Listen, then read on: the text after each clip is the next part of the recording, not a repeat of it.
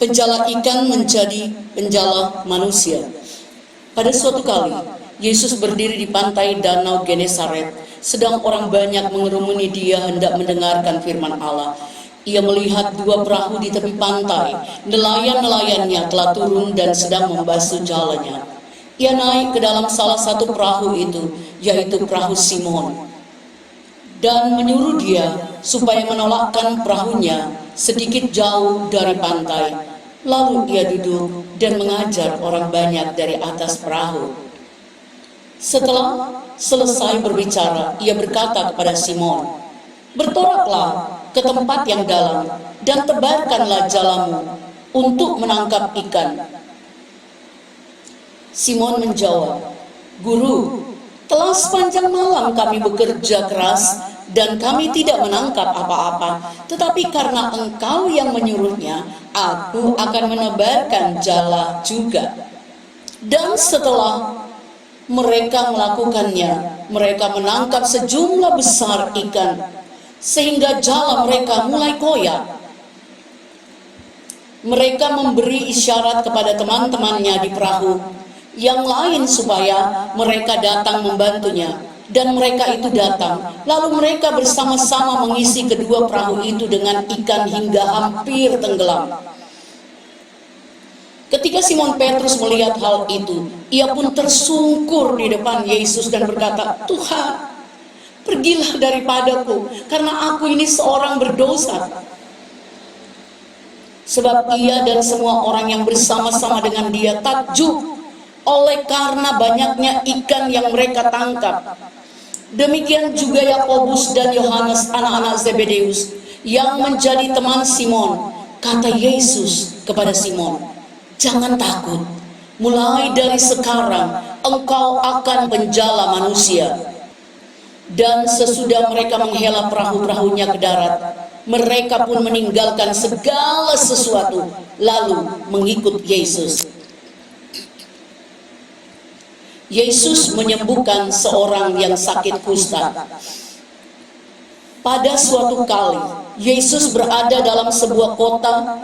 Di situ ada seorang yang penuh kusta. Ketika ia melihat Yesus, tersungkurlah ia dan memohon, "Tuan, jika Tuan mau, Tuan dapat mentahirkan aku." Lalu Yesus mengulurkan tangannya, menjamah orang itu dan berkata, "Aku mau, jadilah engkau tahir." Seketika itu juga lenyaplah penyakit kustanya. Yesus melarang orang itu memberitahukannya kepada siapapun juga dan berkata, "Pergilah, perlihatkanlah dirimu kepada imam dan persembahkanlah untuk pentahiranmu persembahan seperti yang diperintahkan Musa sebagai bukti bagi mereka." Tetapi kabar tentang Yesus makin jauh tersiar dan datanglah orang banyak berbondong-bondong kepadanya untuk mendengar dia dan untuk disembuhkan dari penyakit mereka. Akan tetapi ia mengundurkan diri ke tempat-tempat yang sunyi dan berdoa. Orang lumpuh disembuhkan. Pada suatu hari ketika Yesus mengajar, ada beberapa orang Farisi dan ahli Taurat duduk mendengarkannya. Mereka datang dari semua desa di Galilea dan Yudea dan dari Yerusalem. Kuasa Tuhan menyertai dia sehingga ia dapat menyembuhkan orang sakit. Lalu datanglah beberapa orang mengusung seorang lumpuh di atas tempat tidur. Mereka berusaha membawa dia masuk dan meletakkannya di hadapan Yesus. Karena mereka tidak dapat membawanya masuk berhubung dengan banyaknya orang di situ, naiklah mereka ke atap rumah, lalu membongkar atap itu dan menurunkan orang itu dengan tempat tidurnya ke tengah-tengah orang banyak, tepat di depan Yesus. Ketika Yesus melihat iman mereka, berkatalah ia, "Hai saudara, dosamu sudah diampuni." Tetapi ahli-ahli Taurat dan orang-orang Farisi berpikir dalam hatinya, "Siapakah orang yang menghujat Allah ini? Siapa yang dapat mengampuni dosa selain daripada Allah sendiri?" Tetapi Yesus mengetahui pikiran mereka, lalu berkata kepada mereka, Apakah yang kamu pikirkan dalam hatimu? Manakah lebih mudah mengatakan dosamu sudah diampuni, atau mengatakan bangunlah dan berjalanlah? Tetapi supaya kamu tahu bahwa di dunia ini anak manusia berkuasa mengampuni dosa, berkatalah ia kepada orang lumpuh itu, kepadamu kukatakan, bangunlah, angkatlah tempat tidurmu dan pulanglah ke rumahmu. Dan seketika itu juga bangunlah ia di depan mereka, lalu mengangkat tempat tidurnya dan pulang ke rumahnya sambil memuliakan Allah. Semua orang itu takjub, lalu memuliakan Allah, dan mereka sangat takut, katanya. Hari ini kami telah menyaksikan hal-hal yang sangat mengherankan. Lewi pemungut cukai mengikut Yesus. Kemudian ketika Yesus pergi keluar, ia melihat seorang pemungut cukai yang bernama Lewi sedang duduk di rumah cukai. Yesus berkata kepadanya, ikutlah aku. Maka berdirilah Lewi dan meninggalkan segala sesuatu, lalu mengikut dia. Dan Lewi mengadakan suatu perjamuan besar untuk dia di rumahnya, dan sejumlah besar pemungut cukai dan orang-orang lain turut makan bersama-sama dengan dia.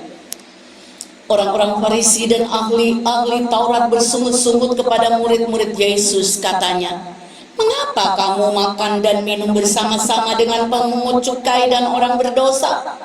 Lalu jawab Yesus kepada mereka, katanya, bukan orang sehat yang memerlukan tabib, tetapi orang sakit. Aku datang bukan untuk memanggil orang benar, tetapi orang berdosa, supaya mereka bertobat. Hal berpuasa. Orang-orang Farisi itu berkata kepada Yesus, murid-murid Yohanes sering berpuasa dan sembahyang, demikian juga murid-murid orang Farisi, tetapi murid-muridmu makan dan minum. Jawab Yesus kepada mereka, dapatkah sahabat mempelai laki-laki disuruh berpuasa sedang mempelai itu bersama mereka? Tetapi akan datang waktunya apabila mempelai itu diambil dari mereka, pada waktu itulah mereka akan berpuasa. Ia mengatakan juga suatu perumpamaan kepada mereka. Tidak seorang pun mengoyakkan secari kain dari baju yang baru untuk menambalkannya pada baju yang tua. Jika demikian, yang baru itu juga akan koyak, dan pada yang tua itu tidak akan cocok kain penambal yang dikoyakkan dari yang baru itu. Demikian juga tidak seorang pun mengisikan anggur yang baru ke dalam kantong kulit yang tua, karena jika demikian anggur yang baru itu akan mengoyakkan kantong itu, dan anggur itu akan terbuang dan kantong itu pun hancur.